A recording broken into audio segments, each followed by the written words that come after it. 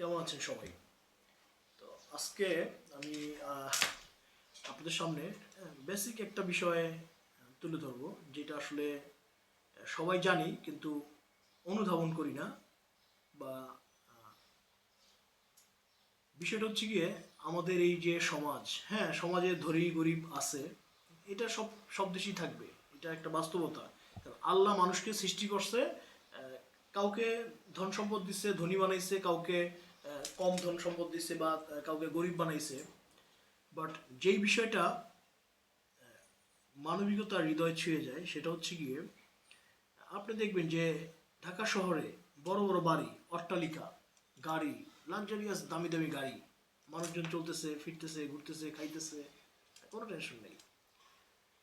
তবে একটা কথা বলি, যারা বাড়ি গাড়ি করছে তাদের অবশ্যই যোগ্যতা আছে, তাদেরকে আমি খাটো করতেছি না। কারণ একটা বাড়ি করাও তো একটা তার যোগ্যতার বিষয়। সে টাকা ইনকাম করছে, সে পরিশ্রম করছে, সে মেধা খাটাইছে, সে টাকা ইনকাম করছে বিধায়ী তো সে বাড়ি করতে পারছে, গাড়িতে চলতে পারতেছে। আবার ওইদিকে দেখেন বৈষম্যটা। আপনি যদি কখনো মিরপুরে 1 নম্বরে যান, বা বিভিন্ন দেখবেন যে সকালবেলা বাস স্ট্যান্ডে কিছু মানুষ বসে থাকে, যারা একটা টুকরি, একটা কোদাল নিয়ে বসে থাকে, মানে আমরা যেটাকে লেবার বলি, কামলা। ওরা কি করে, ওইখানে রোজ হাজিরায় কাজ করে, ওরা বসে থাকে। যাদের প্রয়োজন ওরা ওইখান থেকে ওদের দৈনিক দিনমজুরিতে কাজে নেয়। একটা লোক সারাদিন সকালবেলা এসে বসে, তো তার হাজিরা কত?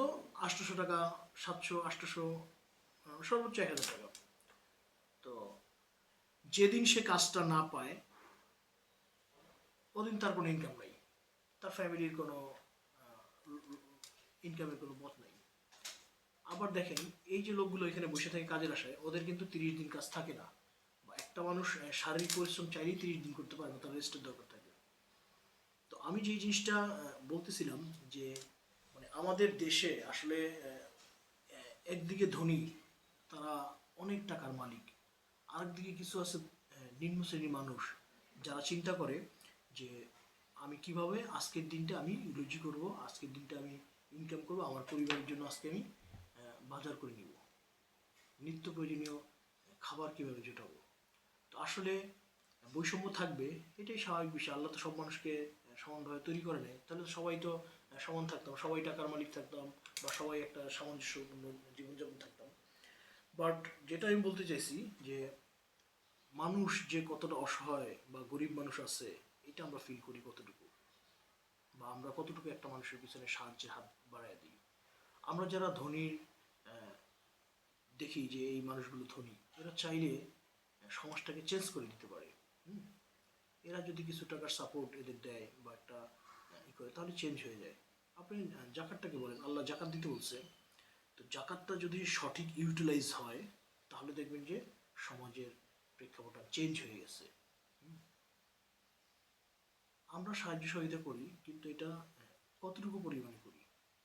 সঠিক হালালভাবে যদি আমরা একটা মানুষকে সাহায্য সহযোগিতা করি, তাহলে দেখবেন যে বিশেষ করে সদকাটা যদি আমরা, জাকাতটা যদি আমরা প্রতিষ্ঠিত করতে পারি, তাহলে দেখবেন যে মানুষের দারিদ্রতা আস্তে আস্তে কমে গেছে। তো আমরা আসলে জাকাতটাকে প্রতিষ্ঠিত করতে পারি না। তো যাই হোক, যেটা বলতেছিলাম, আসলে ধনী গরিব থাকবে সমাজে, কিন্তু আমি বলতেছিলাম যে গরিবরা আসলে কতটুকু গরিব হইতে পারে, এটা আসলে না দেখলে, চোখে না দেখলে, অনুধাবন না করলে বোঝা যাবে না। তো ধন্যবাদ সবাইকে, সবাই ভালো থাকবেন ইনশাল্লাহ। আসসালামু আলাইকুম।